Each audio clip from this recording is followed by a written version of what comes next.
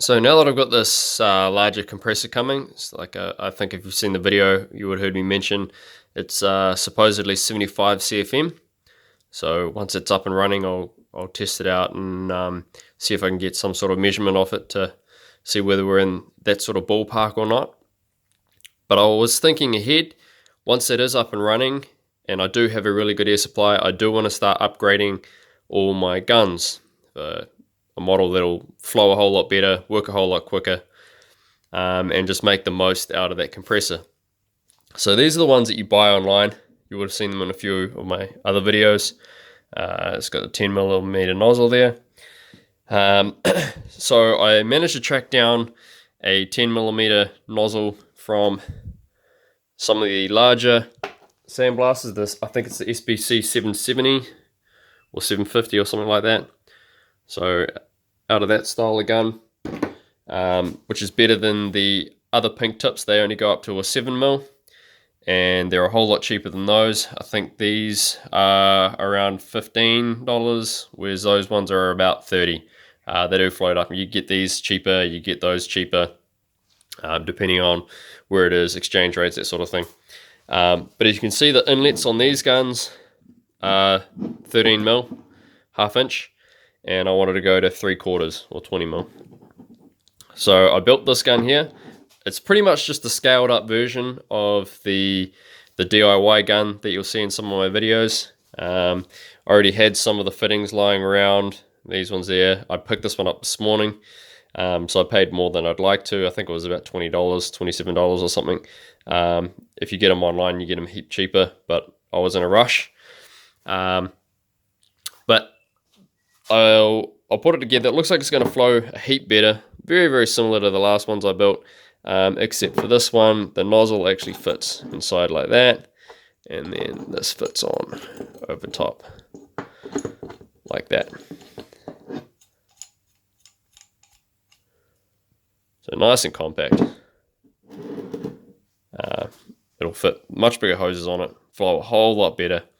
And I'm just going to throw on a couple of adapters. Probably just push this one on like I did with the test on the sandblast guns in my last video.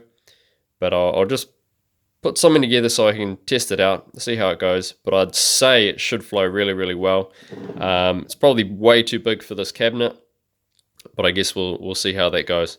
So if you give me a second, I'll go and plumb it up, throw it in the other cabinet, and then we'll give it a test blast on. I've got an old water manifold off a project car, so I'll probably use that, pull a piece off that to test it out. I'll just throw this together. These boron carbide tips, they're really, really good, but they are a whole lot more expensive, and I've never worn one out. So if you can use I think the pink ones are silicon nitride or something. So they're still very hard. But like I say, I've never worn one out. I've never even noticed any wear on any of them. So just put together, just shows you, despite being a far larger nozzle with the same size ceramic tip, it's a lot more compact. So there we go. That's all fitted up. You can see it's got some pretty horrible adapters there. That's because I'm using my pre-existing cabinet. Like I mentioned, this gun's going to be for a bigger project later, now that I've got that bigger compressor coming. So I've just got this thermostat housing off a project vehicle, and I'm just going to test it out now. As you can see, it's got the 10mm nozzle in it, and we'll just see how it goes.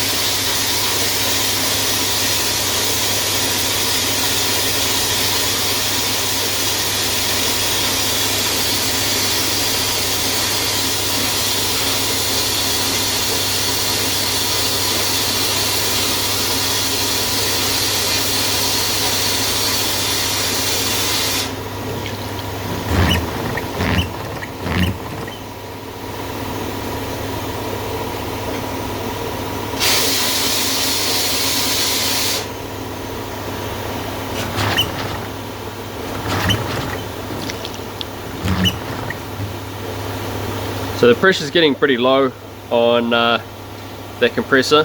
There's no way that compressor will keep up, it's way too small. But this gun just seems to be a bit of a monster. It's flowing through what I've got in the air receiver really quickly. Like I mentioned before, it's being set up for the newer cabinet, but the finish it's bringing it up actually quite quickly. So I'm looking forward to getting it on a bigger compressor and just seeing how quickly it'll go through things when you're not having to stop and when you've got a good constant air pressure. So I'll just cut it off there, and once the pressure's built back up, I'll finish it off and then we'll come back and have a look. And there we have it. Pretty happy.